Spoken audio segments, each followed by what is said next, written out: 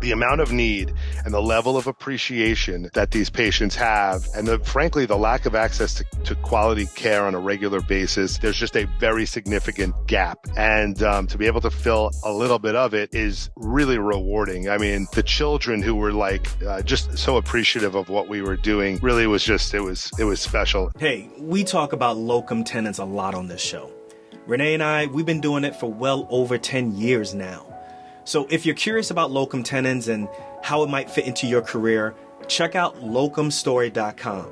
That's locumstory.com, and you'll see all the different reasons why physicians choose locums and how it works for them. Find out about jobs, taxes, travel, and to me, most importantly, pay. Visit locumstory.com to learn more.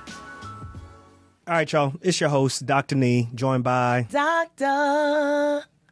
Renee. Told you I was bringing this thing back. Need to get some earplugs, but hey, we gonna let it roll. What's good, everyone? This is Dr. Nee, Dr. Renee here. Listen, we here for another episode of Docs Outside the Box. Let me start off by asking you, when you first started your Facebook account, did you ever think that you would start sharing it for medical reasons? Although possibly when you started it, were you in med school when you started? No, I was in residency. I started my Facebook account when, 2000? Oh, yeah, that's true. We were in residency when... Yeah. Were we? Yeah. We were in residency. I think I want to say either it was 2000... No, it had to have been 2007. The year after I graduated from med school was when I think I started my Facebook account, was 2007. So I could definitely tell you when I started my social media, which basically was Facebook. I had no thoughts of sharing anything related to medicine. This was just reconnecting with old friends, college buddies. Yep, same here. Things like that. And then the stakes kind of changed. I think every 5 years there's been iterations of social media from that point. And 5 years grows fast when you're first starting out with something that's never been out there before. Yep. I think definitely by 2012, there were definitely those social media influencers who were in the medicine world. It's small. Mm-hmm. It was small back then, yeah. And then by the time you have 2017, obviously when the pandemic hit, forget it. Yeah. Right? Because now everything was shut down. And so people were like, okay, how do we get information out? It's almost like nowadays, I think patients are almost expecting you to have some type of social media presence. Whereas before, it was like, you're a doctor, why are you on social media? Yeah. And that was on both sides, too. Doctors would And I'm not talking about a website. No, I'm not talking about. I'm talking about social media. I need to know if you on Instagram or if you on TikTok or YouTube. Because if you ain't, then right, which is weird, right? Because it's it's just weird, right? The name of the game has kind of shifted to where, you can't just have a website anymore. Actually, nobody's even checking websites anymore. It's really mainly about your social media content. Yeah, it's about your social media content. Social media. What's funny about social media is that, like I said, when it first came out, and doctors were starting to go on social media and talk about what they actually do in medicine, right? So I'm not just talking about they go in sharing with family things and things like that. But here my kids. Right, here my kids. I went on. Yeah, no, when they were sharing information, truly medical information, there was backlash. Yes. There was backlash, not just from the general audience, but from the medical world in general. It was like, well, you're a doctor. Why are you on social media saying all of these things and doing all these things? But some of those things were legit, though. Because not what you're saying, but I think there was some people who were sharing way too much. Though. Yes. Well, if you remember, there was a resident, I think, who was either disciplined or even dismissed from a program because he or she, I can't remember, shared something from the OR. Some sort of anatomical part from the OR and shared it without the patient's permission. Can't do that. Yeah, without the patient's permission. Can't do that. Yeah, and that was very early on. But patients as well would be like, well, why are you on social media? This doesn't make any sense. And And now, I mean, it's like you said, it's the complete opposite.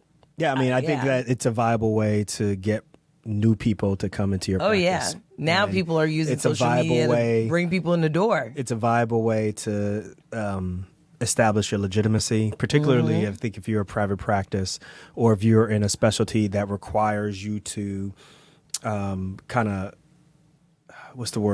distinguish yourself from somebody else who does what you do in town or several other people who do what you do in town, right? Yeah. Like you have plastic surgeons and dermatologists who are putting their work, literally their portfolio on Instagram. Check out my work. Look what I do, right? Exactly. People are going before and after. We're going to the West Coast. Some people are going to Turkey now, you know, to get stuff. And you'll see what this person is putting out there to go. And, you know, obviously in my realm, it's a little bit different because it's kind of like this is an emergency type standpoint. So you can't really plan for that, nor I don't think you should, but that's my opinion on that. But, you know, not everybody thinks that way. So, yeah, I mean, becoming a doctor has almost... becoming a doctor on social media, you almost, depending on your following, can have celebrity status. Yes, you can. Right? Yes, you can. Like celebrity status. And I think we see that with quite a number of doctors. I know that a lot of social media influencers who are very successful, they talk about the positives, but they also, there are times when they're very open about the negatives with having or being considered a celebrity. And I'm very interested because I don't hear like these medical influencers who are like really superstar status. Like, what are some of the negatives? Yeah. You know, because I'm very interested to find out, like, are there any negatives, right? Like, is there any backlash from your coworkers? Is there any jealousy or resentment from your coworkers? Or, you know, like if you're in a private practice and people know that, hey, like you just kind of just doing this, you know, just to do this. And really your main gig is what we see on social media. Does that cause any type of issue? Right. So like you're so focused on social media. Are you really focused on your practice? Well, that could kind be of thing. Yes, people will say that, but ultimately it's, how can I be down and how can you be able to do this? They just jealous. And I can't figure this out, right?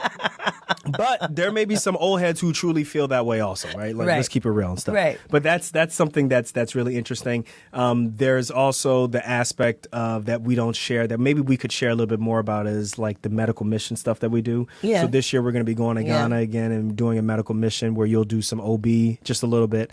Maybe.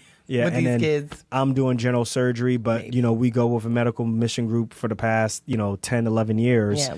And, there are times when you can share certain things about certain operations that you do or the outcomes that you get. But that's a tough balance, right? Because what do they call that? I think they call that volunteerism. Oh, I forget. They got a name for everything. Yeah, they got a name for everything. Name for everything. Yeah. I just learned about love bombing. And now you heard about, I think it's like, it's... I forget what it's called, but yeah, it's some sort of porn, they call it. Volunteer porn or something like that. But yeah, anyway, that is something that I think is very interesting because it's a great way to recruit. It's a great way to get people to come and kind of self-select out as like, if you want to participate in a mission, these are kind of the nitty gritty that we go through on a daily basis and so forth. Are you down and so forth? So, but yeah, you also don't want people exploiting the patients who are there by basically putting them on social media and going, look, isn't this cool? And it's like, someone's health status. If that's what all you're presenting, like this is cool and stuff like that. Right. That's what I'm saying. It's like, someone's health status isn't cool or not cool. You know what I mean? And then the other thing is like, are they necessarily going to say no? Right. Like, do they feel obligated to say yes? Because we talked about this in the previous episode, you holding it over their head. So, right. Yeah. But either way, guys, that leads to this episode, this interview that I did with Dr. Jason Auerbach. He's also known as the Bloody Tooth Guy. He is an oral, I was going to say OMFS, but he is an oral maxillofacial surgeon, shortened down to OMFS. But he's a really good surgeon who has is a triple threat where he's kind of mastered the economics of being a private practice doc by having multiple clinics. And then he has a very large social media following as the Bloody Tooth Guy. And then he also does, some mentoring of, medical or dental students, of dental students, It's a very interesting conversation. Yeah. I don't think we've had someone who had quite as large of a following social media wise as him. But he's here to kind of talk about, or we're going to highlight in his episode, the discussions of how he was able to create a big following on social media, and then how he parlays that with his medical mission work. And then also at the same time, how he is able to build a viable practice that way, as well as teach other dental students. So anything you want to say before we jump into it? No, let's jump into it because I'm interested to see what he has to say. Alfred! Run the tape. I think that's going to be my new catch line. Alfred! Let's switch into your social media. Sure. When did all this start? And did you anticipate where you'd be at from where you started? Because you're one of the OGs, right? I appreciate that. There's, usually this is a young person's game, right? That's particularly hurtful. in medicine. I'm just kidding. Well, listen, I'm not a spring chicken. Also, I'm playing. And I'm one of the ones who will say, "Yeah, I suck at this." Right. So how did this start, and how did you continue to grow your social media following? So I think a lot of it, like many things in my life, I was kind of at the right place at the right time. I started in February of 2015. I was sitting here in this office on that chair over there, and I was like, there's this person, Dr. Pimple Popper on Instagram, and she pops pimples, and it's interesting, and she's got a fairly sizable audience, and maybe people care about seeing disgusting teeth as well. So I have a friend who has a daughter who had a broken elephant. An elephant was her little stuffed animal. She was like 5 at the time. And she called the animal Broken Tail Guy. And I thought that the sound of it made sense to my brain. Again, I'm a pretty creative person. So I took that and I said, a bloody tooth guy. And I just put pictures. If you look at my old school stuff in February of 15 and for subsequent months, it was just pictures of broken down bloody teeth. As it became more of a venue for artistic expression, I would take pictures of teeth posed in certain ways and stuff like that. And then video came on, and then stories came on. And Instagram at that time was looking for content providers. And so they were pushing my stuff out. And I've in my history, I've never paid for a follower or never did anything like that. It seemed inauthentic to me. And for the first handful of years, I was also no one knew who I was. So because no one knew who I was, because I didn't really know what it meant from a HIPAA perspective. I mean, I was just taking pictures of teeth. That's a tough one. Yeah. That's a really tough one. Yeah. I didn't even know. I didn't know what my competitors would use it against me. I had no clue how it was going to be received. But eventually, I became kind of known in my very narrow but deep vertical.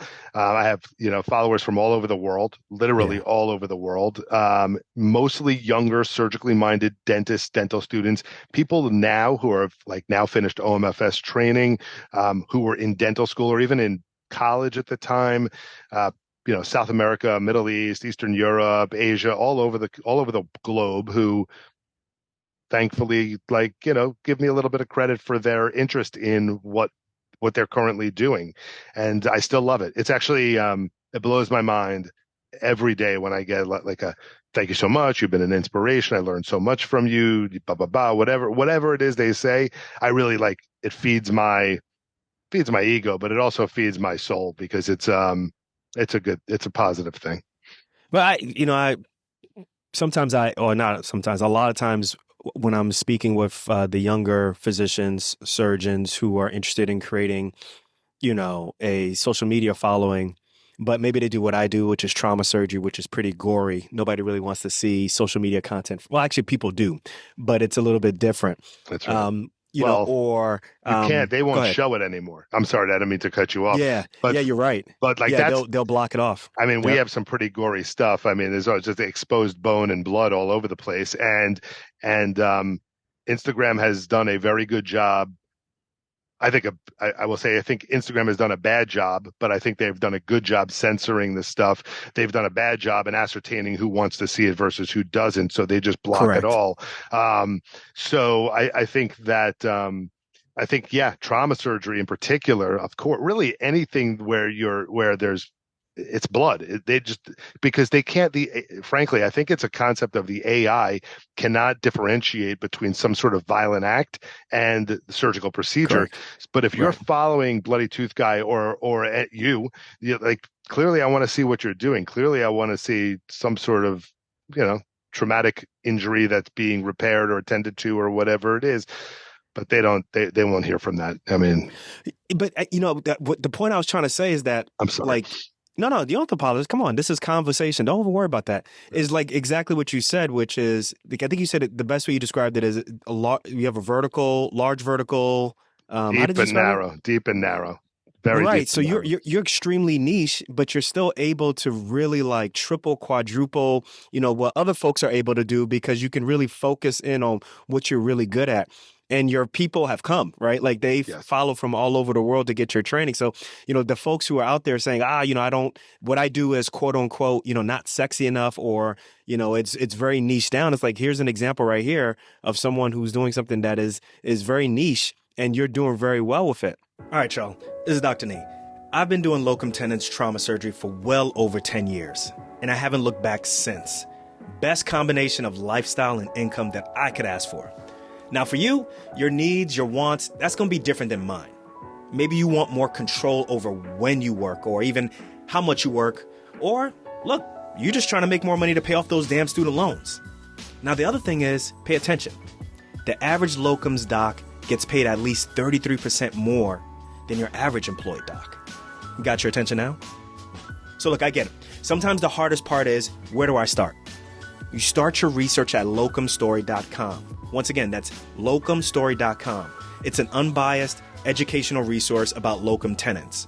There, you're going to find stories about the different reasons why doctors choose locums and how it works for them. Locumstory.com has tools that let you explore locums pay, demand for your specialty, and even compare different locum tenens agencies. So look, stop sitting on the fence or just thinking about it. Start doing. Do your own research at locumstory.com. Once again, that's locumstory.com. It's easy. I was looking at the videos of you in the Bahamas, practicing and providing care and also educating. How does that work in terms of, is this your own type of mission trip that you're performing, or are you part of an organization? How did that start? So the organization was started by a guy named Jonathan Levine, who's a dentist in Manhattan. It's called Glow Good Foundation. He and his wife and his kids, Lenny Kravitz's mother is from an island called Eleuthera, and Lenny was a friend, and I guess I could say patient of Dr. Levine's. And so there was a discussion that was had probably 8 or 9 years ago about the fact that there was real need down there. So over the course of that amount of time, they've put in some infrastructure, buildings, of course, through donations and things like that. They've been able to provide care. I was fortunately invited to be involved in this organization and go on this mission. And I will tell you, it was kind of life-changing and mind-blowing. I mean, the fact is that the amount of need and the level of appreciation that these patients have, and frankly, the lack of access to quality care on a regular basis, based either on geography or lack of knowledge or financial or whatever it is, there's just a very significant gap. And to be able to fill a little bit of it is really, really rewarding. I mean, the children who were just so appreciative of what we were doing really was just, it was special. And what example of the cases? What kind of cases are you doing? Are you doing mainly dentistry, or are you doing some surgery also? It definitely surgery. So the beauty of the beauty of this is it's multidisciplinary within dentistry. So you have oral maxillofacial surgeons. There's a lot of exodontia, broken down teeth and things like that. But there's also, myofascial infections and this kind of stuff, fascial space. Like there was no, you see it in the ER. There was no Ludwig's, but we had a pretty deep space infection that had to be drained. And frankly, that would have been drained in the US in an OR under anesthesia, extra orally with a drain and open up spaces and all that kind of stuff. But now it had to, the unfortunate reality is that some of the care is compromised. Absolutely. But it's the best you can do. And again, they appreciate it. And I think there's opportunity for a full-time clinic in that area. And we had people who came over on boats from other islands that, I had never heard of. You may know of, I don't know. But forget, like, people think you go to the Bahamas, you go to like Nassau, like it's like Right, a right. They think it's just a vacation. vacation. Right. Yeah. But there is there's a significant amount of underserved population throughout that area of the world. And many of them, like, I met a family, amazing, gorgeous, that saved 2 years to fly with. It was the husband, it was the wife, and it was the baby daughter. And they came over, they spent 2, 3 days. You got to wait online in the morning. Maybe you get seen, maybe you don't get seen, maybe you get seen the next day. And then there are people ultimately who have to be unfortunately turned away. But it's multidisciplinary surgery done by us. There are dentists, there are lab techs, so that if I take out a bunch of your teeth that are infected or bad or whatever, that you're not just going without. So they would 3D print because of a company that That's what I was donated going to ask 3D. you. Yeah, yeah. Keep going, Yeah. please. So there was a company that 3D printed 3D that donated 3D printers, and as such, there were lab techs who were doing. So we would take the teeth out. They would take an immediate impression, digital impression, and then they would 3D print a denture. So the next day, these patients would receive dentures, and I mean, to them, miraculous. I mean, the Right. technology really changes the game. There's so much opportunity to help at a relatively cost-effective Yeah. number. I mean, Yeah. thank God we live in a country where, like, there's access to capital, and as such, we can do things. I mean, I'll speak for myself. Fortunately, I was able to take some time, donate my time.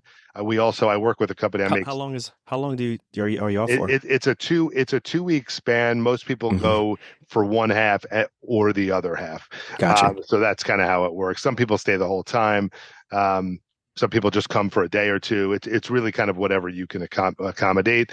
But I work with a company called TBS Instruments, TBS Dental. I do surgical instrument design with them and production and all that. And they donated 10 surgical kits. That's a $15,000 donation to this organization of surgical instruments that are of the highest quality that are made in the world. And now they sit in this clinic that for anyone going forward to ever use, like, that's great, right? Yeah. So that is also part of it, just kind of giving as much as we can. And we have vendors that work with us. I work with, I have, like I said, 22 offices that I'm involved with. So we have vendors that are willing to help, and that's really good. What about the med students, or excuse me, the dental students that come? And I'm assuming you're taking dental residents also. Yeah. How does that work? Yeah. So there are programs. There were 3 dental schools that were represented. And forgive me, one was NYU, one was Nova down in Florida, and I want to say one was BU, but I'm not 100% positive. And they're Brown or Boston? Boston University. Okay, gotcha. And so they basically sent down, groups of students who were like, senior students, so they had the ability to help. There were also dental hygienists there who were just doing cleanings and Hmm. intraoral exams and things like that. Um, and everyone was learning from everybody, and it was a really, really special experience. There's a lot of camaraderie. Let me keep it real for a second. The beauty is, so we're We like it staying, real. yeah, we're staying at a hotel, which is a beautiful venue adjacent to this area. So Eleuthera is this very, very, very long but narrow island. And so, I mean, we were just down the street and we were staying at this very, very nice, but very seemingly unknown resort. And so Lenny's chef, or his people, he lives there, his chef was like cooking for us. So at the end of a working and seeing like 60 patients or whatever it would be, we'd go, we'd be taken care of, like, nice drinks, Mhm. good food, whatever it is.